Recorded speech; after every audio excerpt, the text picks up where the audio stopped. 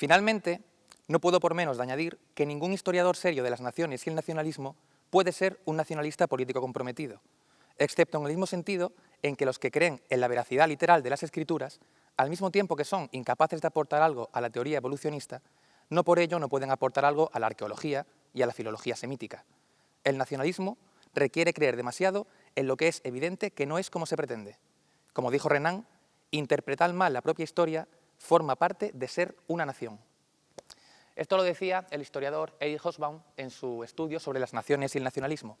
El primer tema que vamos a abordar en Contrarréplica, un nuevo programa de debate político en el que intentaremos que los argumentos, la reflexión y el rigor se impongan al ruido para que así lo urgente no nos impida hablar de lo importante.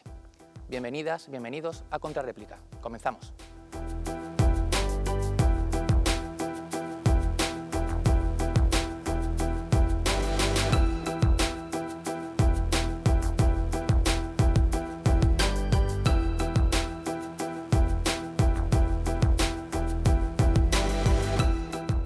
Hoy, en el estreno de Contrarréplica, contamos con tres invitados. A mi derecha, por lo que sea, Carlos Rontomé, politólogo, consejero de Educación, portavoz del Partido Popular. Carlos, muchas gracias por estar aquí. Muchas gracias a vosotros.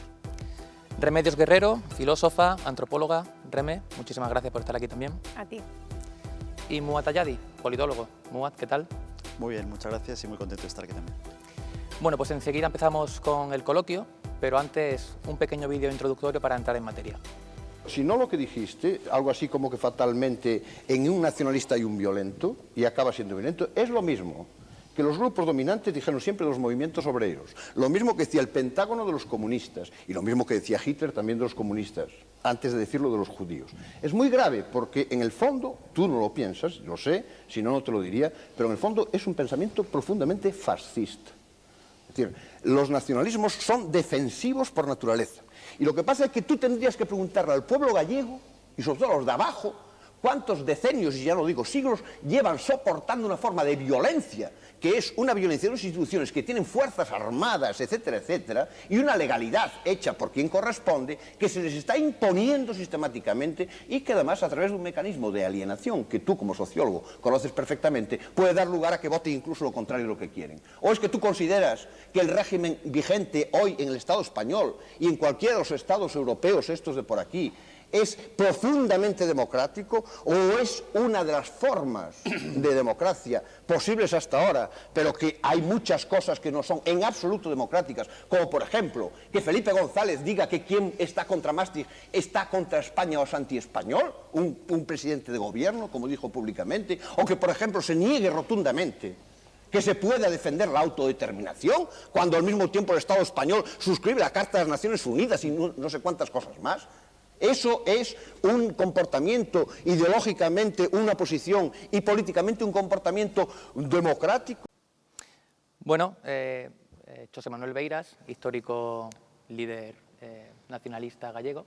Hemos escogido este vídeo porque nos ha parecido, aparte de un poquito provocador, bastante interesante porque pensamos que deja encima de la mesa ciertos elementos que pueden ser apropiados para el debate, ¿no? Por ejemplo, vemos pues, a un nacionalista gallego, que siempre que hablamos de nacionalismo en nuestro país pues, tendemos a hablar solamente de Cataluña y de País Vasco. Vemos a un nacionalista de izquierdas, que también es una cuestión polémica porque hay mucha gente que mantiene que son cosas incompatibles, ¿no? Contraviniendo pues, a Otto Bauer y los austromarxistas y demás. Se habla de la cuestión de la autodeterminación, que es un concepto que en los últimos años en España pues, ha sido bastante importante en la agenda política y la educación política. También se habla de la anti-España, que es un término también recurrente en nuestra historia política. Y por último, sobre todo porque nos parecía que, bueno, qué mejor manera de comenzar la andadura de un programa de debate político que haciendo un pequeño homenaje al mítico La Clave de José Luis Balbín. Y bueno, yo ya sin más dilación pues os voy a lanzar una pregunta para que empecemos a charlar. Una pregunta que es muy sencilla en su formulación, pero que creo que responderla no es tan sencillo. ¿Qué es una nación? Carlos, si quieres, empiezas tú.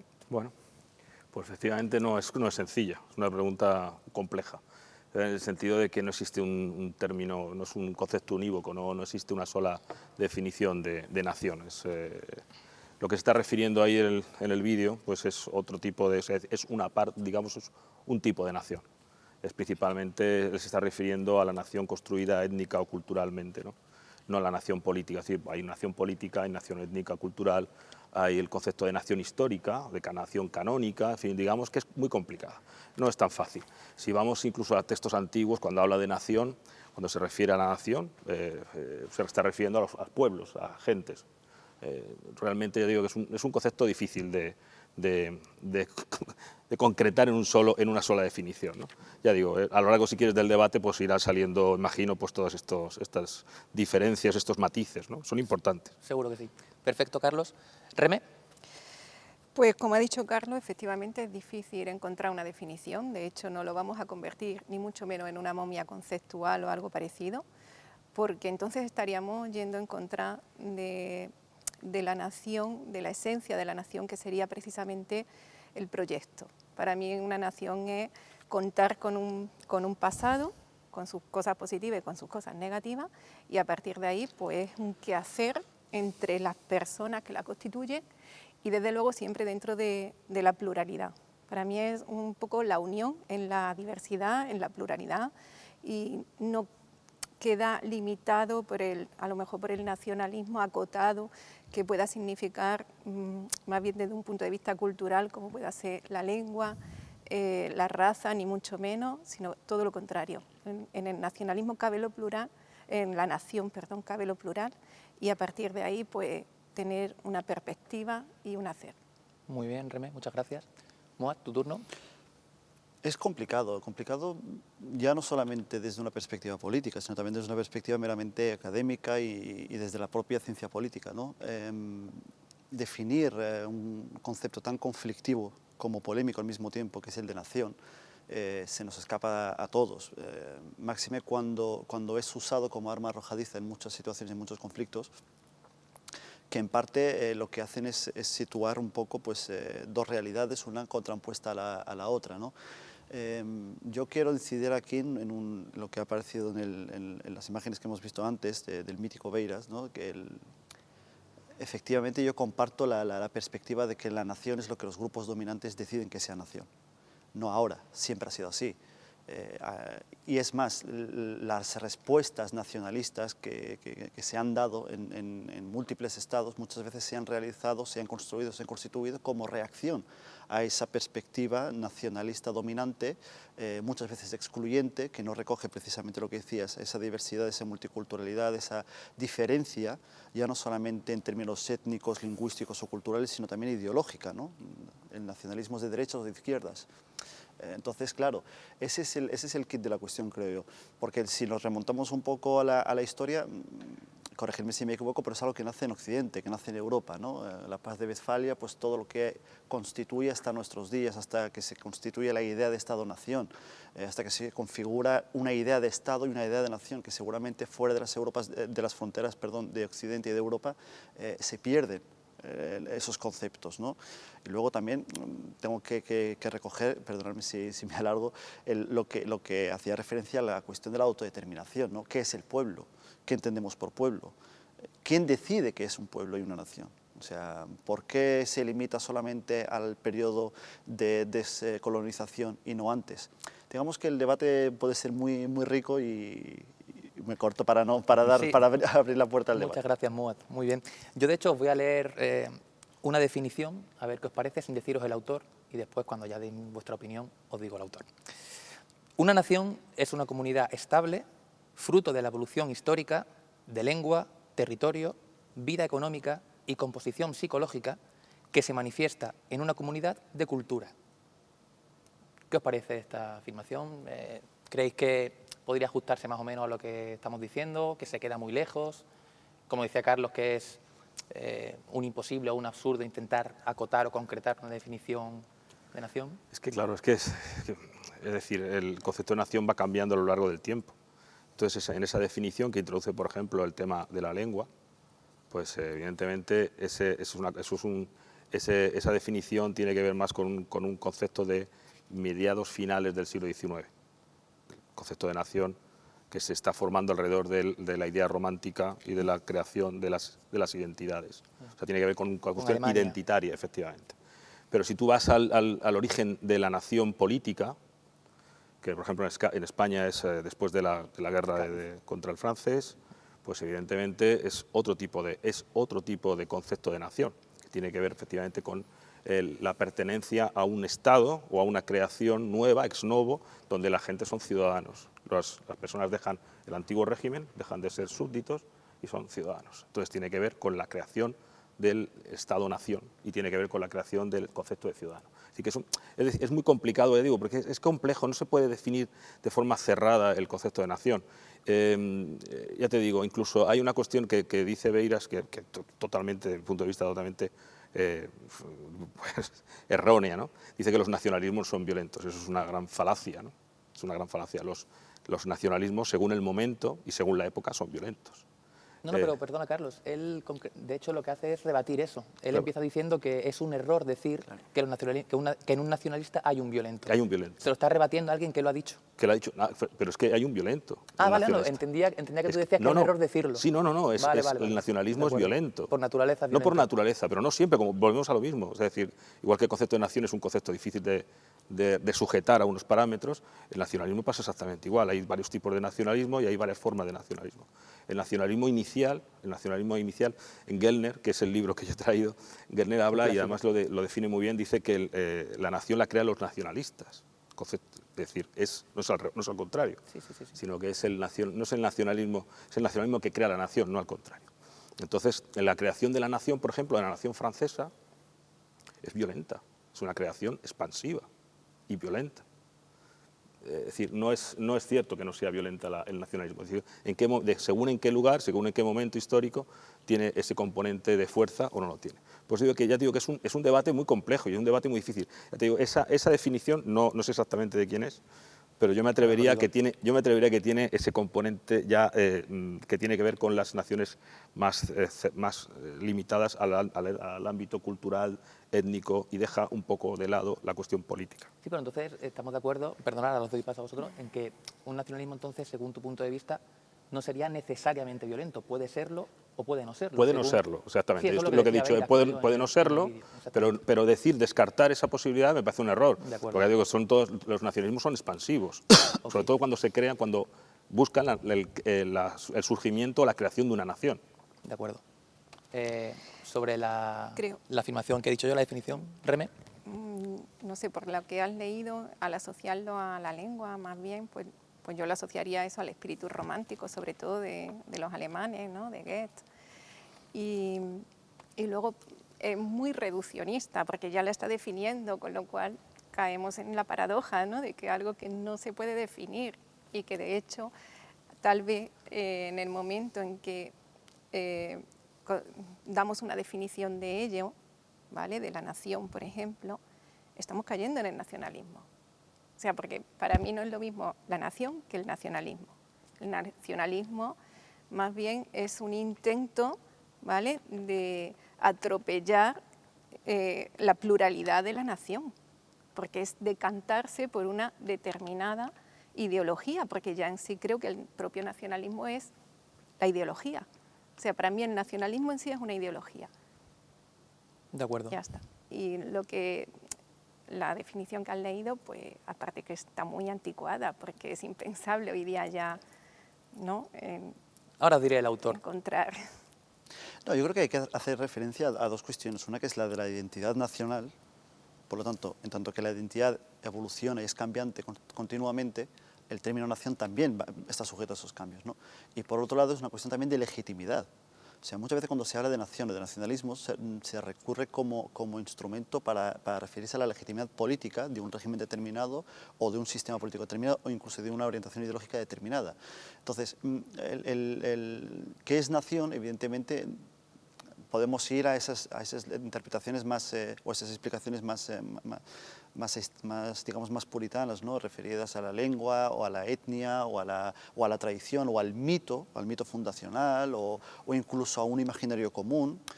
¿Puede haber una nación de más de una etnia, sí o no? Es decir, claro, según cada contexto, por eso digo, es una cuestión artificial, es una cuestión que si bien, por ejemplo, podemos definir a alguien étnicamente o lingüísticamente, en un periodo histórico, porque hoy en día es más complejo.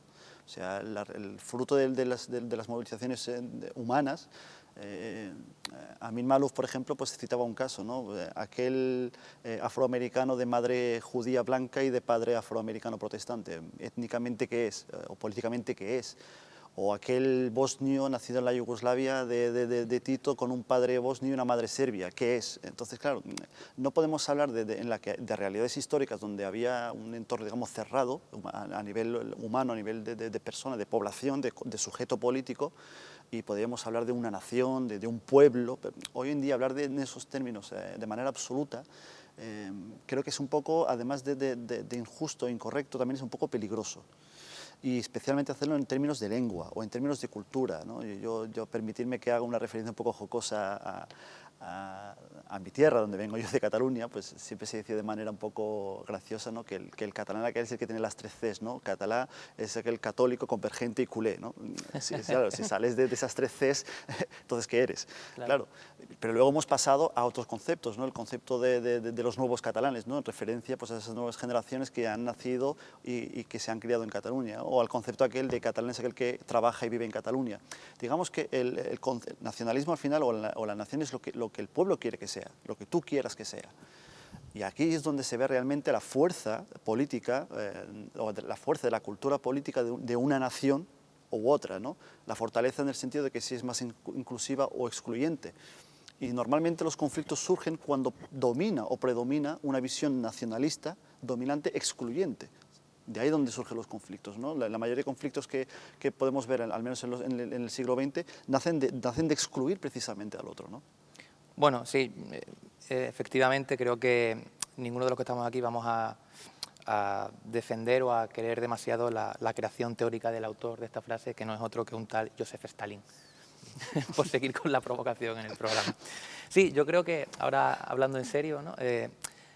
Me parecería muy útil y tiene que ver con lo que estáis contando, sobre todo con lo que ha dicho Aramúa de una nación es lo que la gente quiere que sea, o lo que decía Carlos sobre el surgimiento de los estados-nación como fuente, por decirlo así, del nacionalismo, que es ese concepto de Benedict Anderson de comunidades imaginadas. Benedict Anderson, que comparte las tesis pues, tanto de historiadores como Erich Hobsbawm o el propio Ernest Gellner, que afirma que la nación, tal y como la conocemos hoy día, o a la que nos referimos cuando hablamos de nación, es un concepto puramente moderno, que surge con la aparición de los estados-nación, siglo XVIII, siglo XIX, y que, por lo tanto, diríamos que en esa diferencia entre nación y Estado sería el Estado el que produce la nación y no al revés, como muchas veces se podría pensar. Bueno, yo creo que el Estado es anterior a la nación. Claro. A la nación política. Eso es. Claro, pero volvemos al mismo, ¿Qué tipo de nación? Al mismo tema, efectivamente, ¿qué tipo de nación? Y hay una cuestión que has apuntado, que es respecto a, dice, solamente se ha producido este proceso, solo se ha producido en Europa, o sea, Europa es el inicio Parte de Europa. donde efectivamente se crea el concepto de nación. ¿Por qué surge en Europa? Porque tiene que ver con la industrialización. Es decir, las nuevas sociedades, cuando se deja atrás el antiguo régimen y se crean nuevas sociedades industrializadas y capitalistas, es cuando surge el concepto de nación. Previamente no puede surgir, es imposible. En los reinos, en el sistema previo, el sistema del antiguo régimen, es imposible que surja el concepto de nación como a partir del momento se comienza a crecer. El concepto moderno. El concepto moderno. Se crea primero el concepto de nación política, en base muchas veces, o la mayoría de las veces, sobre el concepto de nación histórica, que las naciones históricas existen también. No medidas de esa forma como a partir del siglo XIX, pero sí existen las naciones históricas. En una nación histórica, normalmente, a través de con el concepto nuevo de nación política, sobre la base de las naciones históricas y con la creación o la modernización de un Estado, es cuando se va creando ese Estado-nación moderno del siglo XIX. Luego, a lo largo del siglo XIX, cuando comienza precisamente con esa misma dinámica, utilizando los mismos cauces, que son principalmente el cultural y el identitario, precisamente es cuando llega un momento que ese proceso digamos que se gira sobre sí mismo y comienza la creación de esas naciones o de esos nacionalismos que precisamente están dentro del Estado de una nación canónica, una nación histórica, una nación política, y buscan la ruptura o sacar, utilizando la misma técnica que de la creación de los Estados grandes, digamos, o políticos, buscando precisamente la reinvención o la creación de nuevas naciones. Naciones sin Estado que van en búsqueda de un Estado. Y es lo que sucede a partir del siglo XIX, finales del siglo XIX, con el nacionalismo catalán, que es anterior al vasco, y el nacionalismo vasco en el caso de España. Hay otros casos, ¿no? Pero en el caso español es ese, ¿no? Es decir, es utilizando la misma técnica del reforzamiento identitario, que es lo que hacen durante el siglo XIX nuestras élites, las élites políticas, que es un intento de refuerzo nacional, de identidad nacional, que no llega a ser todo lo fructuoso que ellos pensaban, pues utilizando esa misma técnica que se crean esos nacionalismos sobre la base identitaria. Y lo que tenemos es esos nacionalismos que perviven un siglo después, son estos nacionalismos de los que habla Beiras, ¿no? Creo que Muad quería decirte algo. Muad, 30 segundos, que tengo que dar paso al invitado online. Básicamente por una cuestión para clarificar un poquito los conceptos. Es cierto que no es lo mismo nación política que nación histórica, es cierto que no es lo mismo Estado que nación, pero sí que me remito a lo que decía al principio, ¿no? Al final es lo que deciden los poderes dominantes, suelen ser siempre el poder financiero, económico, con el poder político, que el que decide cuál es, si bien estamos de acuerdo que el Estado es una creación política, yo creo que la nación también lo es, porque si hablamos en términos de nación histórica o de nación cultural o de realidad lingüística, entramos en un terreno un poco más complejo, porque la nación catalana termina en los Pirineos o también, como dirían en Cataluña, también incluye la Cataluña Norte. En el caso del País Vasco se incluye también el País Vasco francés. En el caso del Kurdistán, hablamos del Kurdistán como realidad nacional propia de Siria, Irak, Irán y Turquía, o de un Kurdistán propio, es decir, dónde acaba la parte, digamos, meramente política, y donde, digamos que es un juego un poco peligroso, que al fin y al cabo es una cuestión de fuerza. O sea, la política final es en el periodo de guerra y el periodo de paz, ¿no? Pues ese periodo es el que aquí acaba, aquí está la frontera, yo decido, porque tengo un dominio. Hitler, cuando pudo, pues se anexiona a Austria, según su perspectiva de nación histórica. Tengo que ir, ¿no?, cortándote, que tengo que dar paso te doy la palabra después, Reme. Tengo que dar paso al invitado online, que en esta ocasión, estrenando el programa, nos habla directamente desde Túnez, y es nosotros que Santiago Albarrico, filósofo, escritor. Santiago, ¿qué tal? ¿Cómo estás? Hola, muy buenas tardes, un placer saludaros. Muy bien. Pues Santiago es autor de este libro que tengo en las manos, que se titula España, editado por Lengua de Trapo, y es un libro en el que cada capítulo comienza con el díptico español de Cernuda, y que podríamos considerar toda la obra un homenaje a la figura de Benito Pérez Galdós. ¿Por qué este homenaje a Galdós, Santiago? Bueno, yo diría que por 4 razones. La primera, sin duda, es que junto a Cervantes es el mejor escritor que ha tenido la historia de la literatura en España. En segundo lugar, porque como decía Max Aub, es además el mejor historiador del siglo XIX.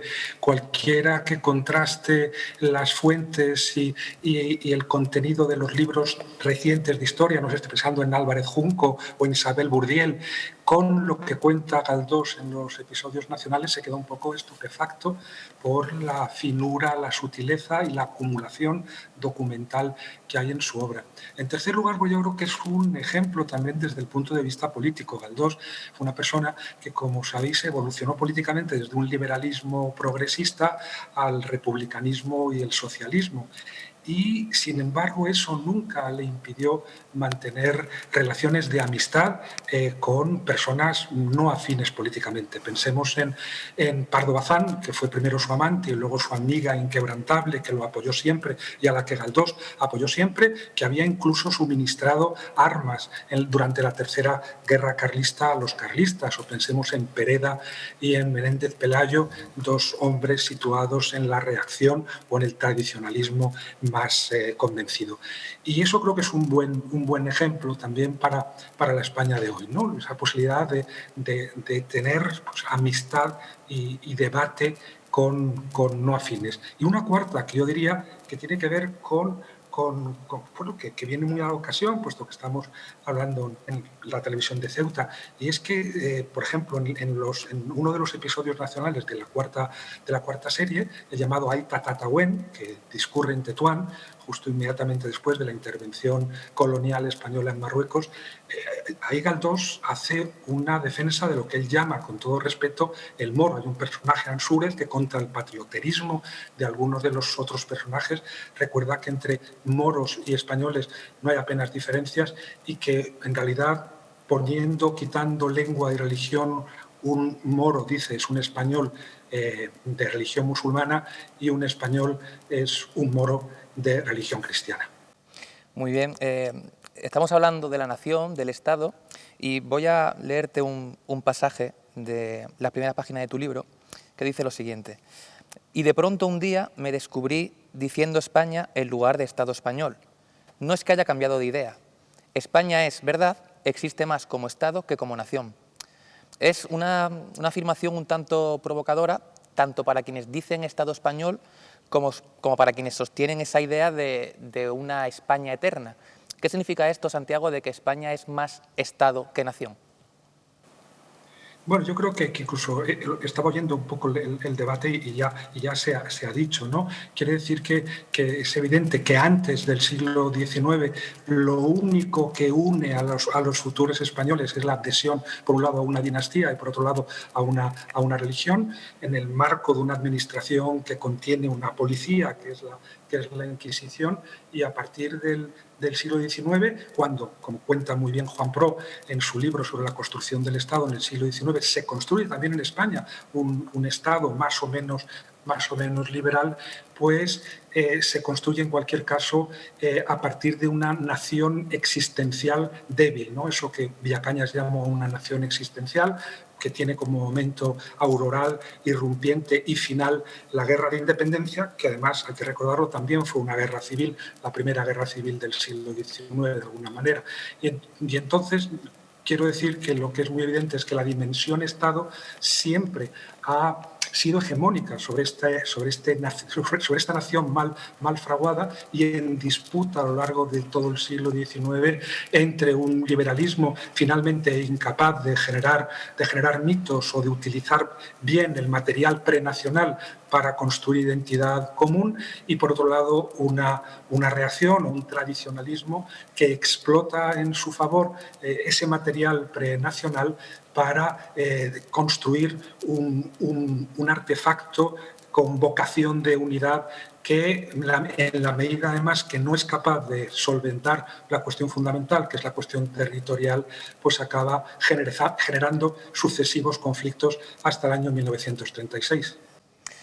Eso que dices de nación mal fraguada, ¿no?, de esos problemas de la construcción nacional de España, a mí me lleva a recordar un seminario sobre tu libro al que tuve el placer de asistir, en el que la hispanista belga Christiane Stalert comenzó su intervención apuntando directamente al título del libro, que como he dicho antes, que lo tengo aquí, es España, a secas, y ella decía que mientras que un lector belga relacionaría un título así pues con un libro de viajes, en España el mero hecho de titular así el libro ya constituye algún tipo de provocación o de atrevimiento.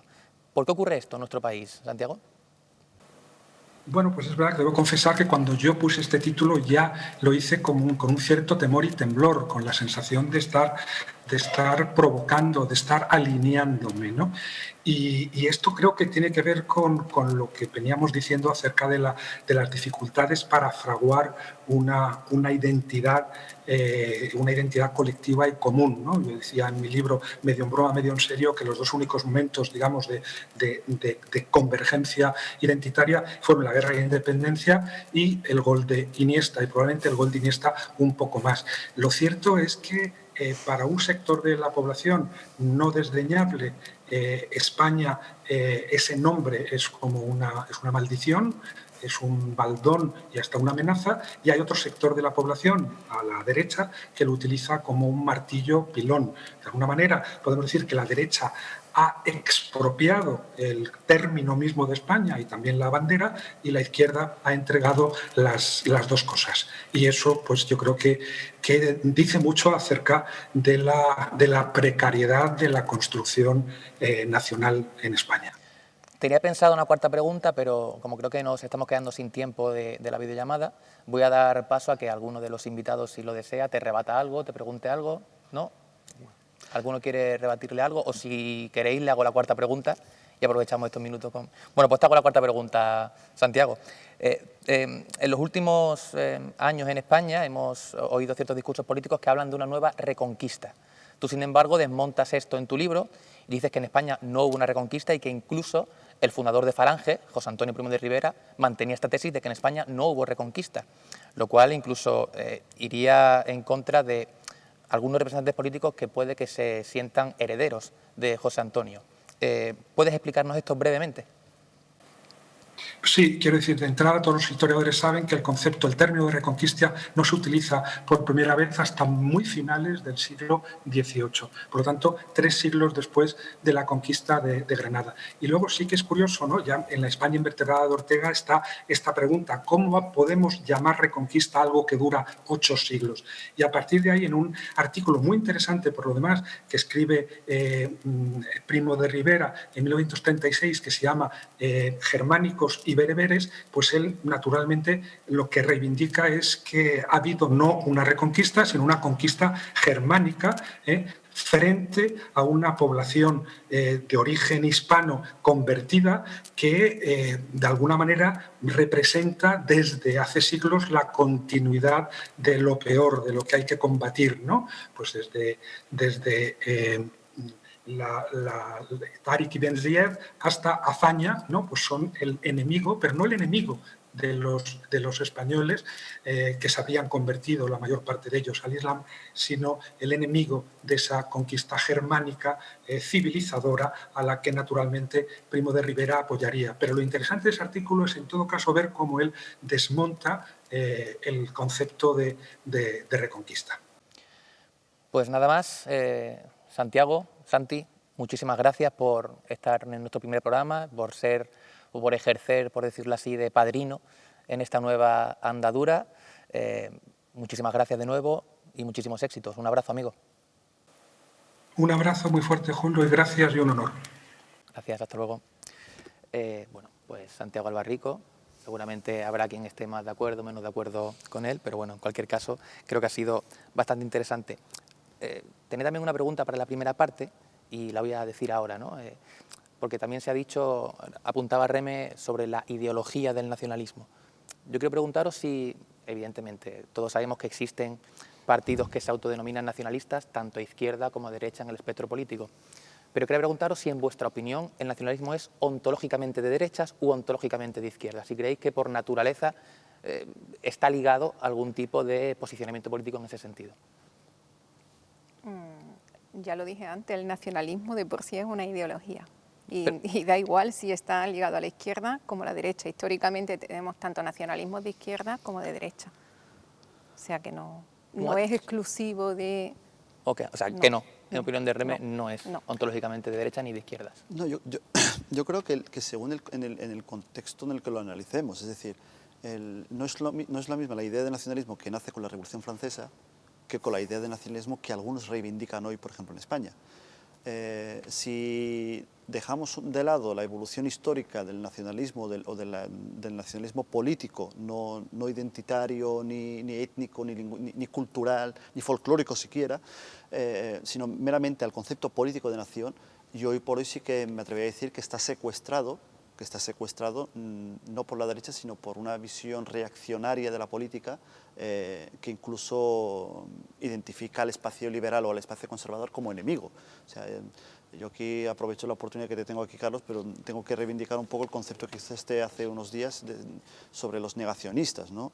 En referencia a aquel documental que se estrenaba aquí en Ceuta, de que Ceuta no empieza con los portugueses, hay una Ceuta previa a los portugueses y por lo tanto, una vez el nacionalismo que se basa en la idea no de excluir, sino de negar literalmente el otro, sí que es propio de un espacio político reaccionario. Pero independientemente de derechos o de izquierdas, Stalin en parte lo ejerció. Digamos que las realidades nacionales dentro de la URSS fueron eliminadas. La persecución que existió sobre las realidades culturales que configuraban el pueblo soviético fueron relegadas hacia un nacionalismo ruso, o sea, aunque Stalin fuese georgiano en esencia, o la propia Yugoslavia. No se entiende la explosión de los Balcanes sin la experiencia, digamos, excluyente de una visión excluyente de la Yugoslavia de Tito hasta que explota en los años 90, ¿no? O sea, Amin Maalouf, por ejemplo, yo por eso ligo mucho el concepto de nación al de identidad, en tanto en cuanto él dice, hombre, el yugoslavo musulmán bosnio durante Tito pues, se identificaba con la nación yugoslava, pero al ser excluido o que él percibiese que fuese humillado o excluido o rechazado o renegado por esa élite dominante, por ese nacionalismo dominante, claro, él al final, en los años 90, no te diría que es yugoslavo, incluso lo rechazaría, lo vería como un atentado, ¿no? Y acabaría reivindicando su carácter en ese momento religioso. Hoy seguramente no, hoy seguramente se identifique como bosnio y europeo. Y hablando de Europa, que existe nación europea, digamos que al final son escalones que vamos superando, pero sí que es cierto, y aquí comparto lo que decía Alba Rico, y aparte que ha sido un placer volverla a escuchar, el hecho de la referencia que se hace a la reconquista y a esa idea de España que se intenta un poco imponer desde un espacio político, creo yo, reducido, pero que ha tenido un espacio mediático y político muy amplio, que da la sensación de que es extendido, pero no es así. O sea, España no es esa España reaccionaria, ¿no? Eso lo digo porque lo he vivido, ¿no? O sea, yo en la escuela pública catalana nosotros se nos han educado sobre esa base, ¿no? Sobre la base de que la lengua sí que es cierto que es un vehículo unificador, pero no te hace superior al otro. De hecho, nunca olvidaré en Ciencias Sociales, que ahora se llama, no sé cómo se llamará ahora mismo esta asignatura, hoy en día, pero yo recuerdo mi profesor en quinto de primaria nos decía, ¿cuál de vuestros abuelos ha nacido en Cataluña? ¿No? Los 4, que levante la mano. Nadie. 3. Bueno, una reivindicación de la escuela catalana. No, yo creo que más que la reivindicación de la escuela catalana, sino la reivindicación de que al fin y al cabo hablamos de conceptos políticos. Si los conceptos políticos no son integradores, no incluyen y no reconocen y normalizan la diversidad lingüística, política, ideológica y étnica, en algunos casos, en España no hablamos en términos étnicos de España, pero sí de términos políticos y de términos culturales, acabamos derivando a la explosión. O sea, y eso se ha visto. O sea, al fin, incluso la propia experiencia de la República no supo encajar esa diversidad. Ya no estamos hablando solamente del periodo franquista, sino también del periodo de la República, no supo encajar esa diversidad cultural en España, ¿no? Y en otros países pues ya hablamos de experiencias mucho más, o sea, el ejemplo francés para mí es hasta nocivo, perdóname que sea tan duro, literalmente elimina cualquier cosa que no entre en el concepto de Franco, de Franco en el sentido de francés, sí, de francés, de esa grandeza de Francia que reclamaba pues de Gaulle y acaba eliminando literalmente ni bretones, ni catalanes. Un Estado centralizado, un código civil. Claro, pero parte de España intentó importar esa experiencia, ¿no? Y decimos, bueno, hay otros modelos, está el modelo anglosajón, está el modelo norteamericano, se puede percibir, ¿no? Carlos. Sí, bueno, yo creo que al principio, en el nacimiento de la nación política, el nacionalismo es de izquierdas, entendiendo la izquierda como bueno, pues el contrapunto a la reacción o al antiguo régimen. Eso en un principio se considera de izquierdas. Lo que sucede luego es que luego tiene una evolución.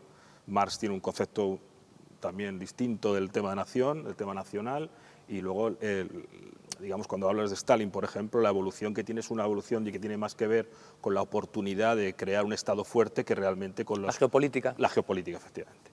Pero es cierto que no hay un nacionalismo, aunque nace, ya digo, como elemento frente a la reacción.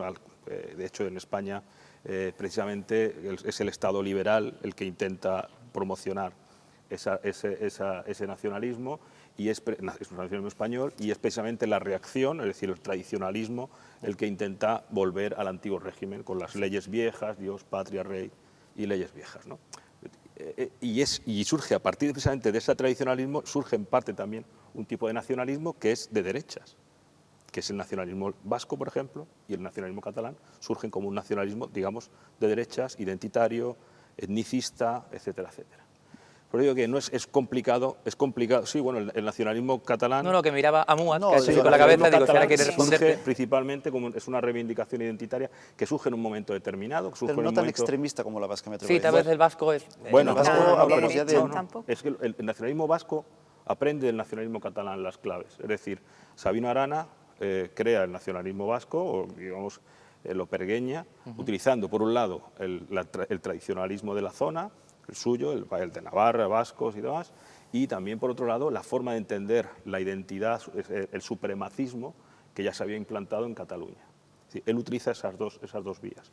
No es tan virulento no es tan virulento el catalán como el vasco por una cuestión de praxis, por una cuestión de, digamos, qué elementos tiene para llegar a él, ¿no?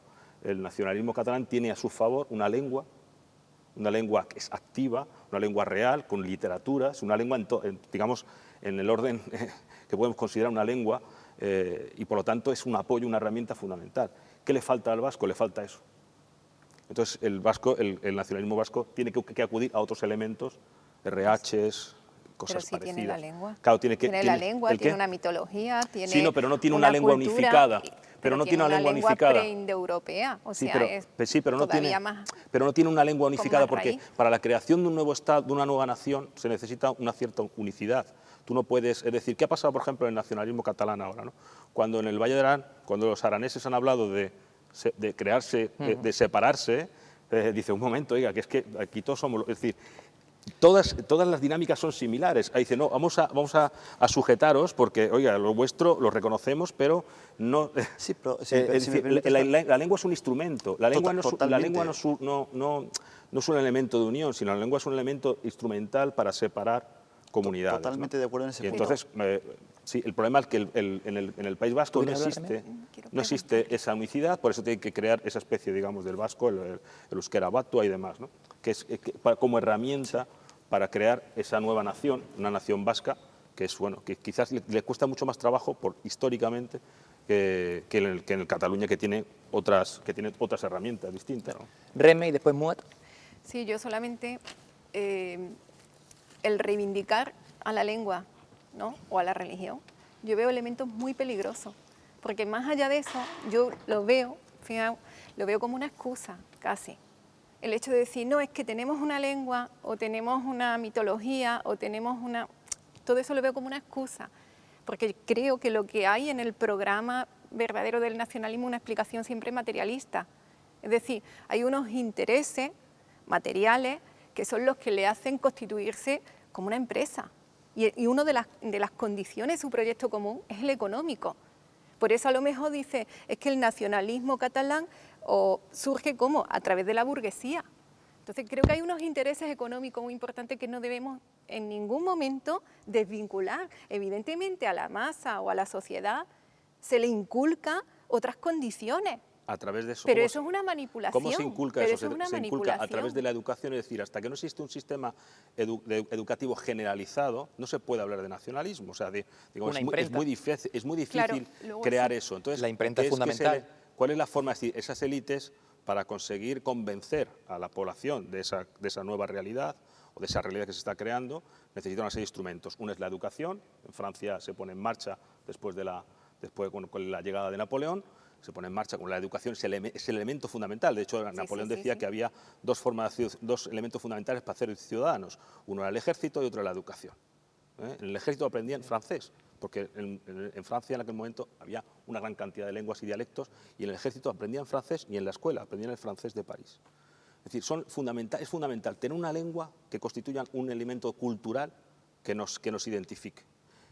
¿Perdona, Carlos? Sí. Muat, ¿te quería decir algo? No, yo creo que, insisto en contextualizar los conceptos. Vamos a ver, y hablo un poco pues, como catalán en este sentido, ¿no? Es decir, evidentemente, al menos en Cataluña se distingue en los siguientes conceptos, ¿no? Se distingue entre el soberanista, que era lo que reivindicaba el espacio convergente hasta su práctica desaparición, se reivindicaba el nacionalismo, se reivindicaba también el nacionalismo identitario, que aquí sí que se asemejaba bastante al vasco y era bastante excluyente, por lo tanto ya tenía un concepto determinado de lo que era el catalán, y ahí no tenía cabida todo el mundo. Pero luego había no quiero decir un nacionalismo, sino un catalanismo más inclusivo, más amplio, y mucho más abierto, y que evidentemente ubicado ideológicamente en el espacio de la izquierda, que reivindicaba otra idea de Cataluña, otra idea de nacionalismo, otra idea de catalanismo, que rehuía todo aquello, ¿no? Y la otra cosa es la cuestión secesionista o independentista, que aquí ya entramos en otro ámbito.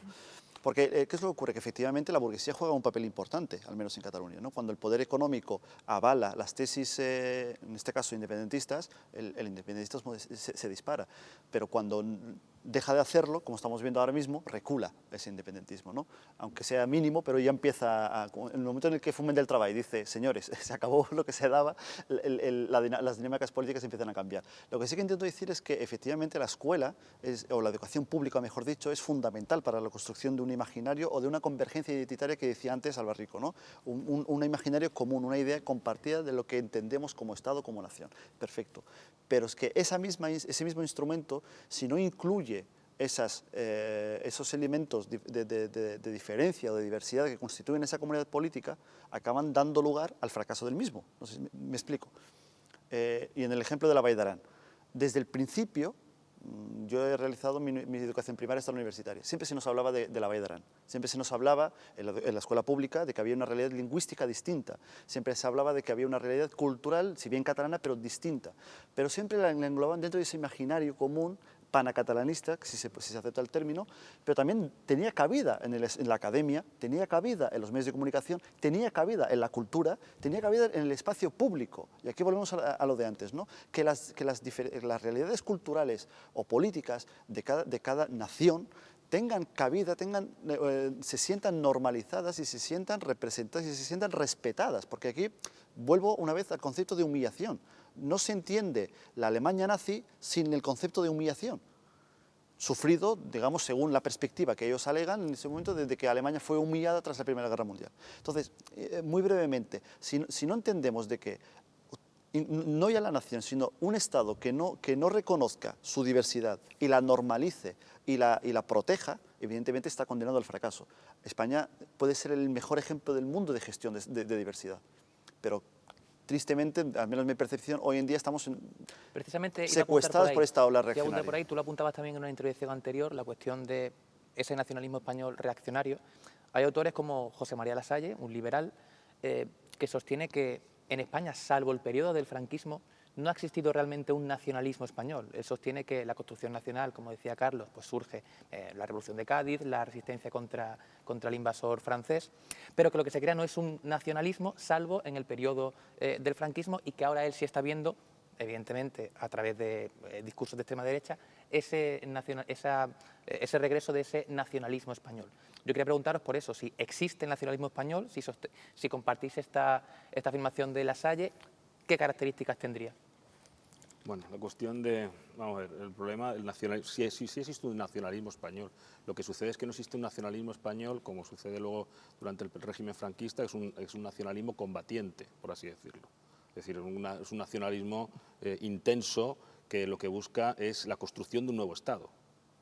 Es decir, ten en cuenta, aunque luego efectivamente por las limitaciones de nuestro país no se queda en más que en un proyecto, ¿no? Pero es la construcción de un nuevo Estado y por lo tanto tiene que tener, de acuerdo además a los parámetros fascistas, o digamos que están dentro de esa línea, pues tiene que tener una serie de ideas imperiales, exactamente muy copiadas del fascio italiano, etcétera, etcétera. O sea, digamos que tiene que ver con ese momento, es decir, ese nacionalismo es un nacionalismo creado para el nuevo Estado.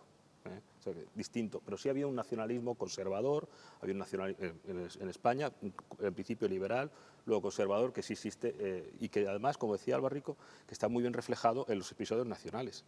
Yo creo que ahí se ve con claridad ese nacionalismo, que es un nacionalismo, digamos, no combativo, no combatiente, ¿no? Creo yo.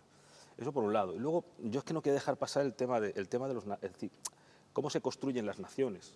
Las naciones, como decía Reme, las naciones se construyen principalmente porque las élites quieren construir a esas naciones.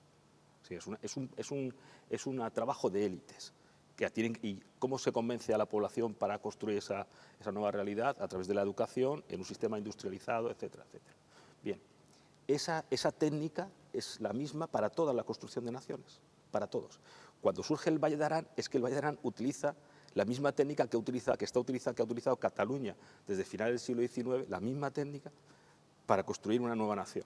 Sí, pero me refiero a que Entonces, la técnica es la misma. Exactamente, la técnica es la misma. Otra cosa es que, digamos, oye, es más o menos artificial, pero la técnica es la misma. Y el uso de la lengua es fundamental. Es un elemento diferenciador. Por eso lo del Valle d'Aran es una buena llamada de atención para aquellos que piensan que es una cuestión de legitimidad. No es una cuestión de legitimidad, es una cuestión de realmente cómo se construyen las naciones, Sí, ¿no? pero si me permites, Y luego una cosa que me ha gustado mucho, que has comentado tú, que no tiene nada que ver ahora, pero me ha gustado cuando hablabas del título de Alba Rico, de España, y hablabas de Stallaert, que es una etnóloga, una antropóloga. Yo tengo varios trabajos, yo la he leído mucho, he hecho muchas cosas aquí en Ceuta también, hizo algunos trabajos muy buenos, endogénesis y demás. Como era el libro Ni una gota de sangre impura, un libro que Ha hecho algunas cosas muy curiosas. Y ella le llama la atención, bueno, si estuviera Gustavo Bueno, le diría que cómo no le va, que España es un sentido trascendente y Bélgica evidentemente no lo es. Esa era la ha diferencia. llegado aquí el materialismo filosófico y el cierre categorial. Exactamente. Gustavo Bueno se habría llevado la mano a la cabeza, diría, bueno, claro, que Bélgica, por supuesto, no tiene la trascendencia, es normal que no nos preguntemos qué es Bélgica. Reme, ¿quieres decir algo? Muad. A ver, la pregunta tuya era si, a ver, yo pienso que un poco, ¿vale? El eco franquista, el eco franquista, sí que de alguna forma ha hecho reaccionar, ¿vale? Y luego yo no, o sea, el hecho de que haya nacionalismo en España hoy día, pues de verdad que es, desde mi punto de vista, es lamentable porque cuando Ortega habla, aquí en este libro, habla de la España, pues, habla de una España fragmentada en los años 30, o sea, no es una nación como tal, está fragmentada y entonces la recuperación es a través de Europa y a través de las regiones. Entonces, después de que, digamos, ya se constituyen como las comunidades autónomas, ¿no? Pues ya tienen un estatuto y entonces reivindicar los nacionalismos, me parece a mí que es... Y luego asociar el franquismo fue un nacionalcatolicismo, y estaba asociado a la religión. Evidentemente. Entonces yo creo que hay mucho complejo también. Vale. ¿No? Bueno, tenemos que ir terminando, pasamos ya a la recomendación de libros. Carlos, ¿qué nos has traído? Enséñalo para que te lo pueda enfocar. enfocar. Yo he traído a Gellner, Clásico. Gellner, que es un clásico, sí, clásico en el sentido no viejo, que como el libro que es viejo, es un clásico, es un libro, él es un filósofo y antropólogo social y bueno, pues él disecciona lo que es las naciones, sobre todo sobre tres elementos, ¿no? Del nacionalismo, la creación de las naciones a través del nacionalismo con dos elementos fundamentales que son la cultura y la educación y la industrialización, las sociedades industriales, ¿no? Y me ha gustado que trajera Reme, ahora que va a hablar de su libro, ¿sabe lo que decía Ortega, ¿no? de Cataluña, ¿no? Cataluña no era un problema a resolver, era un problema a conllevar, ¿no? Me he acordado cuando ha hablado de Ortega. Yo recuerdo, escribí un artículo en el que te mencionaba hablando sobre ese tema, no sé si lo recordarás tú, y te iba a decir que lo clásico es precisamente aquello que no envejece a pesar del tiempo. Reme, ¿qué nos has traído? Yo he traído La rebelión en las masas, de Ortega y Gasset, que es un libro... Enséñalo así para que te pueda Bueno, lo enseño, enfocar. está todo, digamos, ahí bien leído, está leído y releído. Otro clásico. Sí, y luego he traído este, que es de dominio público, que es de las naciones a las redes, que me parece un libro muy, muy ingenioso. Si tenéis que leer un libro ingenioso y además que te hace un recorrido no solamente histórico, sino que te planta en la actualidad, ¿vale? Y este libro lo recomiendo muchísimo, sobre todo porque está escrito por, son investigadores de ciencia de la Tierra, tecnólogos, empresarios, son personas, cuatro chicos de diferente formación, y bueno, te da una mirada tan abierta de lo que es y luego pues te sitúa en plena actualidad donde vemos ya pues que de la misma forma, ¿no? que la nación reemplazó pues a la religión, ¿no? Pues de la misma forma lo que es la red poco a poco irá reemplazando a la nación, ¿vale? Poco a poco, de la misma forma que la religión no ha desaparecido, pero indudablemente no podemos operar a través de la religión, porque ya cuando se autocorona emperador Napoleón en 1797 lo deja claro, ¿no? Lo deja claro, ahí. Entonces, partimos de esa base, y igual que no podemos regir nuestra vida por la religión, hoy día tampoco podemos regir a nivel internacional nuestras relaciones por el concepto tan cerrado de nación y ese aferrar que tenemos, ¿no? Un término muy importante era haber tratado la frontera, ¿no? Porque la frontera es fundamental, ¿no? Claro. ¿En qué sentido? tengo Perdón, que ir. ya Sí. está. No, Bien. digo, esa, Bien, una de las pues- cuestiones que se nos ha quedado en el tintero precisamente era eso, que qué papel tienen los Estados-nación en esta era de la globalización, lo que tú hablabas del tema de las redes, etcétera. Muad, muy brevemente, Sí, por favor. yo brevemente, pero Nos antes quedamos sin tiempo, me están regañando. no quería dejar de pasar por alto la referencia que ha hecho antes Carlos, pero que, repito, al menos el caso catalán no se puede entender sin la reacción del Estado de Madrid. Ni la mancomunitat, ni el regionalismo catalán, ni el soberanismo catalán era anti-español. Jordi Pujol decía que se sentía español más que nadie. Digamos que, sin embargo, el último episodio secesionista o independentista también nace de los errores precisamente que se llevaron a cabo desde el Estado central y también desde el uso intencionado que se hizo por el otro lado de manera inteligente. Y aquí ya me paso al libro. Muy brevemente, por favor, Muad. Recomiendo un libro que creo que debería ser de lectura obligatoria, de Amin Maalouf, escritor libanés, afincado en Francia, Identidades asesinas, que habla precisamente... Magnífico libro. Que habla precisamente pues, de lo peligroso que pueden llegar a ser las reafirmaciones identitarias y, sobre todo aquí, y el por qué he traído este libro, ¿no? Podemos hablar de nación, podemos hablar de Estado, podemos hablar de nacionalismo, pero si no existe un proyecto nacional, una construcción nacional que incluya a todo el mundo, acabaremos como acabó el Líbano durante 15 años, que los hijos de un mismo pueblo se mataban entre ellos. Bueno, pues muchas gracias, Muad. Yo los dos libros que ya han salido, España de Santiago Albarrico y el que he leído al principio en el monólogo, Naciones y Nacionalismo desde 1780, del historiador británico Eric Hobsbawm, muy en la línea de Gellner y de Benedict Anderson. Y nada más, muchísimas gracias a los tres por estar en nuestro estreno. Creo que hemos tenido un debate interesante, sugerente y que hemos arrojado cierta luz. Y a ustedes les esperamos en la próxima entrega de Contrarréplica. Muchísimas gracias por estar con nosotros.